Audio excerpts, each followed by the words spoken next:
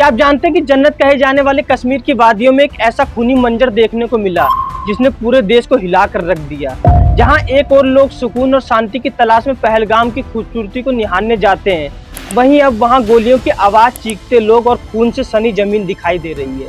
22 अप्रैल 2025 एक ऐसा दिन जिसे हम कभी भूल नहीं पाएंगे। बायसारन घाटी की हरियाली उस दिन लाल हो गई। 26 मासूम जिंदगियां एक पल में खत्म कर दी गईं और दर्जनों घायल, वो भी बिना किसी चेतावनी के। ये हमला सिर्फ इंसानों पर नहीं बल्कि हमारी इंसानियत पर हुआ है। क्या ये आतंक की एक नई साजिश है? क्या इस खूबसूरत वादी को डर का ठिकाना बनाने की कोशिश हो रही है? और सबसे बड़ा सवाल, क्या हम अब भी चुप रहेंगे? एक ने बोला कि मुसलमान अलग हो जाओ और हिंदू अलग हो जाओ, जेंट्स को बस। जम्मू कश्मीर के पहलगाम में 22 अप्रैल को हुए आतंकी हमले ने पूरे देश को झकझोर कर रख दिया है। इस वक्त सोशल मीडिया पर इस हत्याकांड की एक वीडियो तेजी से वायरल हो रही है, जिसमें आतंकी पर्यटकों को गोली मारते हुए नजर आ रहे हैं। वायरल वीडियो को देखकर लोगों का दिल दहल जा रहा है। ऐसी कार्रवाई होनी चाहिए कि 2 टके के आतंकवादी भारत सरकार को चैलेंज करके चले गए। मेरी बहू से कहा कि मोदी को बता देना, मैं तुझे नहीं मार रहा हूँ। सरकार को ऐसी कार्रवाई करनी चाहिए कि वो 7 पुश्तों तक भूल जाए किसी को मारना। जम्मू कश्मीर के पहलगाम में आतंकियों ने मासूम देशवासियों को जिस बेरहमी से मारा है, पूरा देश व्यथित है, कोटि देशवासी दुखी है।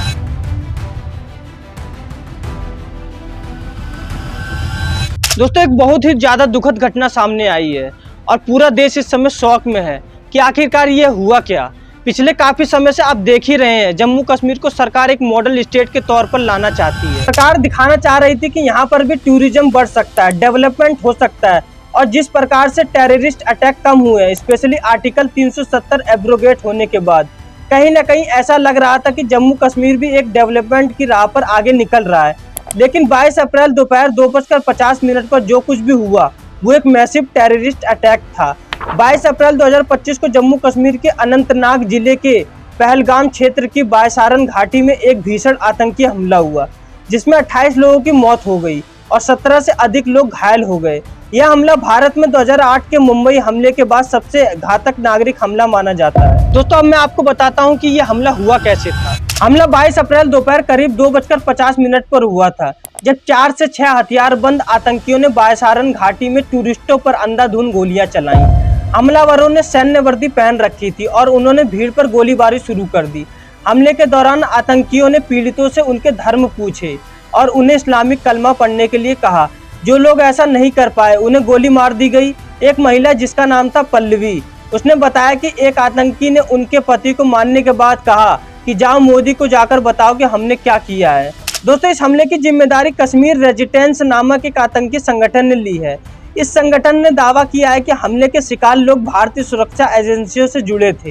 हालांकि भारतीय सुरक्षा एजेंसियों का मानना है कि यह हमला पाकिस्तान समर्थित आतंकी समूहों जैसे लश्कर-ए-तैयबा और हिजबुल मुजाहिदीन द्वारा किया गया है। दोस्तों, प्रधानमंत्री नरेंद्र मोदी ने इस हमले की कड़ी निंदा की और सऊदी अरब की अपनी यात्रा को बीच में ही छोड़कर भारत लौट आए। उन्होंने उच्च स्तरीय सुरक्षा बैठक बुलाई और दोषियों को सजा दिलाने का संकल्प लिया। गृह मंत्री अमित शाह ने श्रीनगर का दौरा किया और पीड़ितों के परिवारों से मुलाकात की। रक्षा मंत्री राजनाथ सिंह ने हमले के लिए जिम्मेदार लोगों के खिलाफ कड़ी कार्रवाई का आश्वासन दिया। इसके अलावा दोस्तों, इस हमले की अंतर्राष्ट्रीय स्तर पर निंदा हुई है। संयुक्त राष्ट्र महासचिव एंटोनियो गुटेरेस, अमेरिकी उपराष्ट्रपति जेडी वेंस और ब्रिटेन के प्रधानमंत्री कीर स्टारमर ने इस हमले की कड़ी आलोचना की और भारत के साथ एकजुटता व्यक्त की। सिंगापुर सरकार ने भी इस हमले की निंदा की है। दोस्तों, पहलगाम और आसपास के क्षेत्रों में टूरिस्ट की संख्या में भारी गिरावट आई है। कई टूरिस्ट जल्दबाजी में क्षेत्र छोड़कर जा रहे हैं। एयरलाइनों ने अतिरिक्त उड़ानों की व्यवस्था की है, लेकिन टिकट की कीमतों में वृद्धि हुई है, जिससे यात्रियों को परेशानी हो रही है। कश्मीर के स्थानीय लोग इस हमले से बाध्य हैं। कई लोगों ने इस हमले की निंदा की है और शांति की अपील की है। कश्मीर टूरिस्ट बार एसोसिएशन ने इस हमले के विरोध में बंद का आह्वान किया है। पूर्व मुख्यमंत्री महबूबा मुफ्ती ने भी इस हमले की निंदा की है। दोस्तों, इस हमले में कई परिवारों ने अपने प्रियजनों को खो दिया। एक पीड़िता पल्लवी ने बताया कि कैसे उसके पति को उसके सामने गोली मार दी गई। उसने और उसके 18 वर्षीय बेटे ने आतंकियों से उन्हें भी मारने की गुहार लगाई, लेकिन वो लोग बच गए। इसके अलावा एक अन्य पीड़िता ने बताया कि आतंकियों ने उसे छोड़ दिया। ताकि वह जाकर मोदी जी को इस हमले के बारे में बता सके। हमले के बाद दोस्तों सुरक्षा बलों ने बड़े पैमाने पर तलाशी अभियान शुरू किया है और करीब 100 लोगों को हिरासत में लिया गया है। पूरे क्षेत्र में सुरक्षा कड़ी कर दी गई है और अतिरिक्त बलों की तैनाती की गई है। हेलीकॉप्टरों की मदद से हमलावरों की तलाशी की जा रही है।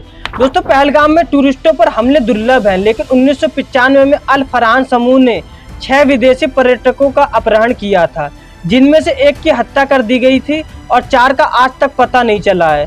सन 2000 में नुनवान में 32 लोगों की हत्या की गई थी, जिनमें 21 हिंदू तीर्थयात्री शामिल थे। तो दोस्तों क्या इसी तरह हमेशा धर्म के नाम पर एक दूसरे की हत्या की जाएगी?